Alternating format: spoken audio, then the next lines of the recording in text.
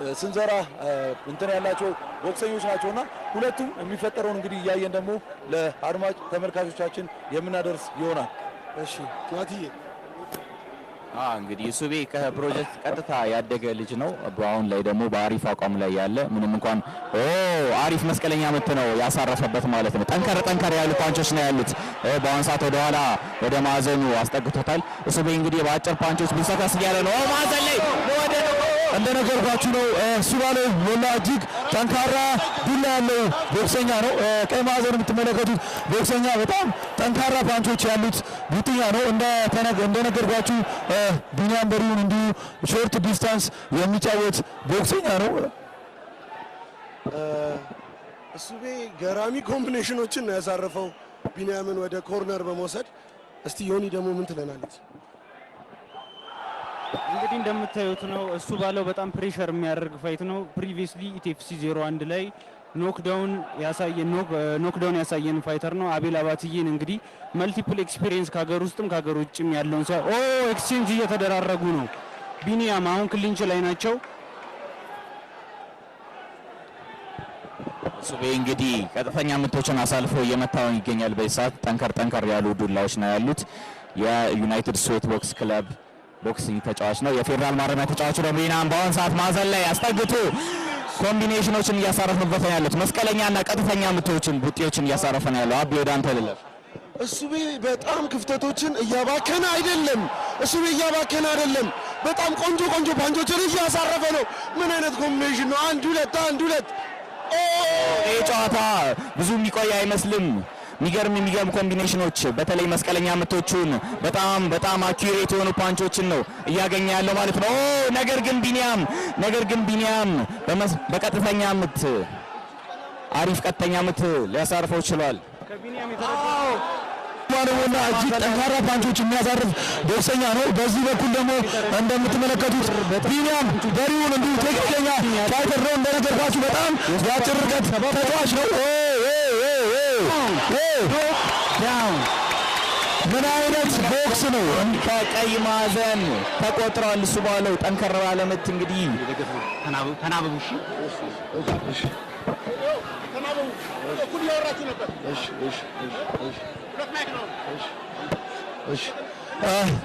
ዋው እሱ ባለሞላ እንደነገርኳችሁ በጣም ጠንካራ ፓንቾች ያሉት ቡጥኛ ነው። በተመሳሳይ ቢኒያም በሪውን ሾርት ዲስታንስ የሚጫወት ቡጥኛ ነው። ናቲ እንዴት ነው የመጀመሪያ ዙር እንዴት አየው? የመጀመሪያው ዙር ምን አይነት እንቅስቃሴ ነው እሱ ባለው ያሳየው?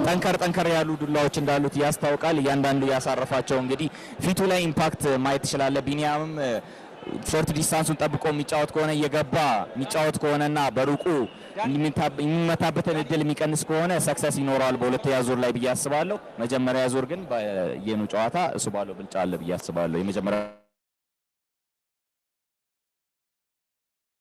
ፊት ላይ መዳከም ወይም መደናዘዝ እያዩ አይደለም። ቢኒያም ለሁለተኛ ዙር እጅግ ዝግጁ ነው። የሱ ባለው ፓንቾች ግን እየሳታ አልነበረም። ምን አይነት የመጀመሪያ ዙር ነው ያየነው። ካዞዬ እንደተመለከታችሁት እንዳልኳችሁ ከዚህ በፊትም ቢኒያም በሪውን ሾርት ዲስታንስ ፋይተር ነው። እንዲሁ ሱባሎ ሞላ ደግሞ በጣም ጠንካራ ፓንቾች ያሉት ኃይለኛ መከላከሎችንም ያሉት ቡጥኛ ነው። እንደነገርኳችሁ መጀመሪያ ላይ ጠንካራ ዱላዎች አሳርፎ ማስቆጠርም ችሎ ነበር ሱባሎ ሞላ። ቢኒያም በሪውን የተሻለ እንግዲህ ማጥቃት ይጠበቅበታል። እጅግ አደገኛ ቦክሰኛ ነው ሱባሎ ሞላ። ፓንቾቹ በጠቅላላ እጅግ ጠንካራ ናቸው። በዛ ላይ በጣም ጠንካራ መከላከል አለው። ቢኒያም በሪውን በጣም ያንግ ቦክሰኛ ነው። እንደነገርኳችሁ በጣም መራሳያት እንትን መስሎኝ ነበር። እያወራን ነበር ቅድም ኪሎ እንዴት ተወጣጠኑ ብዬ ነበር። አሁን ግን ጠጋ ብዬ ሰዓት እግሯም እጇም በጣም ጥሩ ፊዚካል ያለች ቦክሰኛ ነች። ሁለተኛ ዙር ራውንድ 2 ጀምሯል። እንግዲህ የሱባሎ አንድ ያለው ነገር ነበር። ይሄ የኪሎ ጉዳይ ሆኖ ነው እንጂ ሜን ኢቨንት መሆን ያለበት ጨዋታ ነበር ብሎ ነበረ። እንዳየነው ከሆነ ምን አይነት የሚገርም ጨዋታ ነው። እውነት ነው። በጣም ኢንተርቴን የሚያደርግ ጨዋታ ነው። እንግዲህ እዚህ ለታደሙትም በጠቅላላ ላይቭ ላይ ለሚመለከቱት በአባይ ቲቪ በቀጥታ ለሚመለከቱትም እጅግ የሚማርክ ጨዋታ እያሳዩ ነው የሚገኘው። ዋው በጣም ቅንብር ዱላዎችን ሁለቱም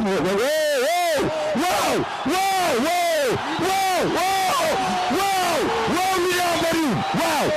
ዋት ኤ ፓንች! ምን አይነት ቅንብር ዱላ ነው! ዋው!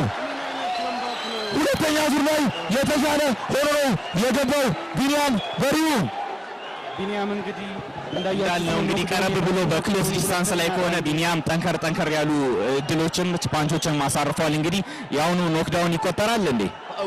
አዎ አሁን ያው እንዳያችሁት ዳኛ ቆጥሮ አስጀምሮታል። ያው እንዲህ አንድ በእርግጥ እንደ አይነት ፓንቾች ሲኖሩ እንደ አይነት ፓንቾች ሲኖሩ ዳኛ ያስቆምና ይቆጥራል። ከ1 እስከ 8 ይቆጥርና 1 ነጥብ ነው የሚያዝለት። ቢወድቅም ከተነሳ 1 ነጥብ እሱ ባለው ዋው ቢኒያም ምን አይነት ምንድን ነው ያደረገው? ቢኒያም ምንድን ነው ያደረገው? ሁለተኛ ቆጠራ ምን አይነት ምት ነው የመታው ቢኒያም። እንደነገርኳችሁ የአጭር ዲስታንስ ወይም ደግሞ የአጭር ርቀት ተጫዋች ነው ቢኒያም በሪሁን። በጣም ተመችቶታል ማለት ይቻላል። እሱ ባለው ለቢኒያም ዋት ኤ ፓንች! በጣም ነፃ ሆኖ ነው እየተጫወተ ያለው ቢኒያም። ናቲ እሱ ባለው ጭንቅላቱን ከሴንተር ላይ ማዞር አለበት ብዬ አስባለሁ። ምክንያቱም ብዙ ፓንቾች ቀጥታ እየተቀበለ ነው ያለው። እሱ ባለው ለሁለተኛ ጊዜ ካንቫሱ ላይ ተንበርክኳል ማለት ነው። ምናልባት ፓንች ባረፈባችሁ ቁጥር ትንፋሻችሁ በጣም እየወረደ ነው የሚመጣው። ቢኒያም ዱላዎችን በጣም እያሳረፈ ነው። እሱ ባለው አቅም የመዳከም ነገር ይታያል። እሱ ባለው ተነምቶ የተመለሰ ይመስላል። አብይ በሚገርም ሁኔታ ቢኒያም በሁለተኛው ዙር ፍጹም ዶሚኔት አድርጓል። እንዳላችሁት ነው። በክሎዝ ሬንጅ ቦክሲንግ በጣም እየፈጣጠነበት ነው። ምን አይነት ጨዋታ ነው እያየን ያለው? ሁለቱም ወደፊት መጥተው ናቲ እንዳሉት ሜን ኢቨንት መሆን የነበረበት እንዳሉት እውነተኛ ሆኖ ነው ያገኘነው እኛ። ሁለቱም ልጆች በጣም ኢንፋይት ነው እየተጫወቱ ያሉት፣ ወይም ደግሞ በጣም ተቀራርበው ነው እየተጫወቱ የሚገኙት። ሁለቱም ጦረኞች ናቸው። ለመንጣት ምን ቢኒያም በሪሁን ጥምዝ ዱላዎችን በደንብ እያበዛ ነው የሚገኘው። ይህን ክሮስ ይሰነዝረዋል። ካዞዬ የፈርስት ሁለተኛው ዙር ላይ እንደነገርኩ ማለት ነው። የመጀመሪያ ዙር ምናልባት ትንሽ እሱ ባለው ይሻል ነበር። ሁለተኛ ዙር ግን ቢኒያም በሪሁን ምን አይነት ለውጥ አድርጎ ነው የገባው!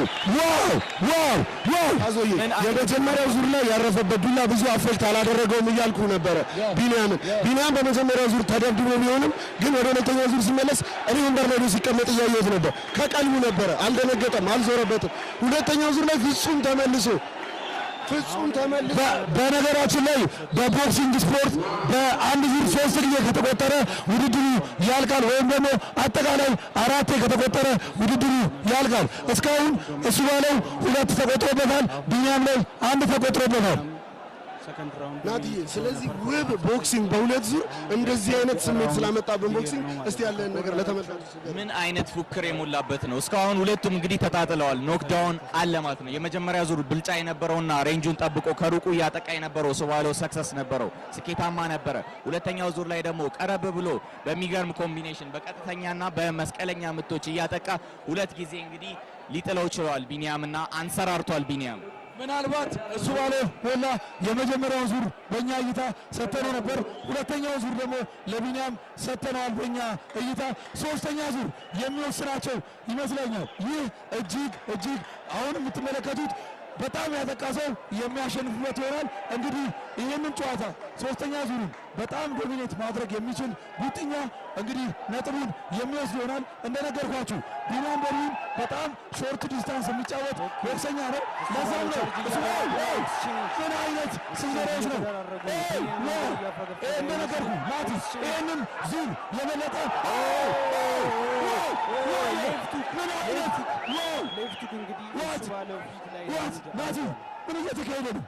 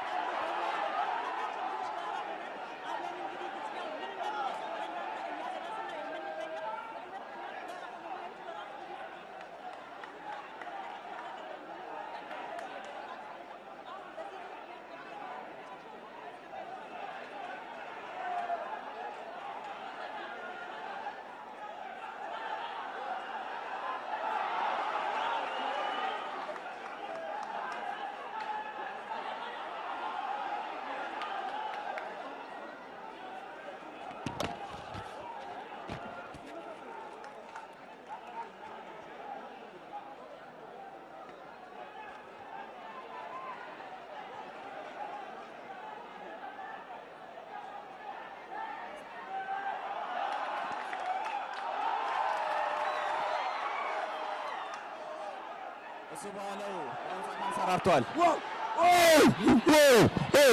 ምን አረ ሁለቱም የሚለዋወጡት ቢላ የሚገርም ነው። ናቲ ይሄኛው ዙር ግን በጣም ፉክር የሞላበት ይመስላል። ለመወሰን እጅግ ከባድ ነው። ሁለቱም እኩል እየተለዋወጡ ነው ያሉት እና ይሄን መወሰን እንግዲህ ፈተና ነው የሚሆንባቸው ብዬ ነው ዱላ በጣም ነው የሚለዋወጡት። አስገብቶታል። በጣም ደስ የሚል በጣም እግር ኳስ ነው። ምን አይነት አቢ ራሱ ስምንት ገብቶ ራሱ እየተወዛወዘ ነው የሚገኘው አቢ በራሱ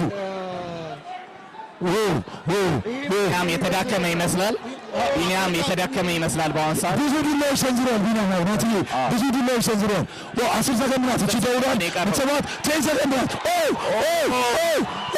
ዳውን ተደወለ። ማን ያሸንፋል? ቢኒ ማንም ያሸንፈዛል። ናቲ ይሄንን መወሰን እጅግ ከባድ ነው። ይሄንን መወሰን እጅግ ከባድ ነው። በጣም ቆንጆ 3 ዙሮችን እጅግ ያማረ ፉክክሮችን ነው ያየነው። በመላው ዓለም የምትገኙ እንግዲህ በአባይ ቲቪ ቀጥታ ስርጭት እየተመለከታችሁት የሚገርም ጨዋታ ነው የነበረው። በእናንተ በየቤታችሁ ያላችሁት ለማን ነው አሸናፊነት የምትሰጡት? ቀይ ማዕዘን ለሱ ባለው ወይስ ሰማያዊ ማዕዘን ለቢኒያም? እኔ አዝዩ ታይ እሷ አሽንቱ ወደፊት ብዙ ልቅባቸው ፋይተሮች ናቸው፣ ቦክሰኞቻችን ናቸው። እሱ ወደምና ቢኒያም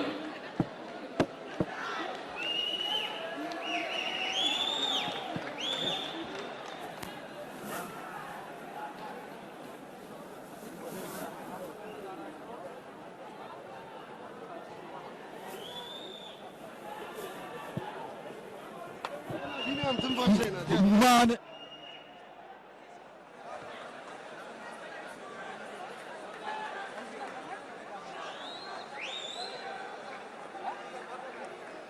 የሰጠነው ሶስተኛ ዙር ግን ሁለቱም እኩል ነው፣ ለመወሰን ይከብዳል እና ምን ትላለህ? ማንም ያሸንፍ ይመስላችኋል? ናቲ ሰዓት ግን መሆኑን ማልፈልገው ሰው ደኛ መሆን ነው። ከባድ ነው፣ በጣም ከባድ ነው። እኔ ቢኒያምን እንደዚህ አልጠበቅኳትም። በጣም ጥሩ ውጠኛ ነች። ከዚህ በፊት እሱ ስላየሁት ይሆናል። ቢኒያም ግን በክሎዝ ሬንጅ ስታሳርፍ የነበረው ቦክሶች ሲያሳርፍ የነበሩት ቦክሶች በጣም ፕሪሳይዝ ነበሩ። እያንዳንዱ አንድ እርምጃዋን ከአንድ ቦክስ ጋር እያስቆጠረች ነበር።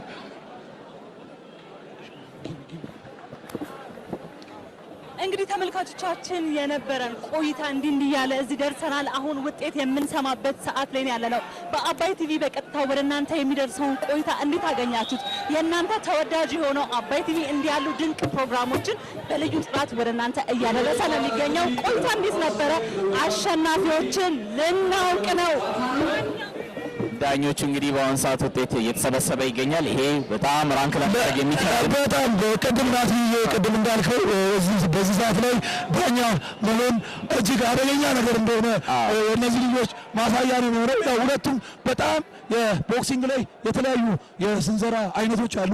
ሁሉንም የስንዘራ አይነቶች ሁለቱም ውጥኞች ተለዋውጠው ውጤት ሊገለጽ ነው። ውጤት ሊገለጽ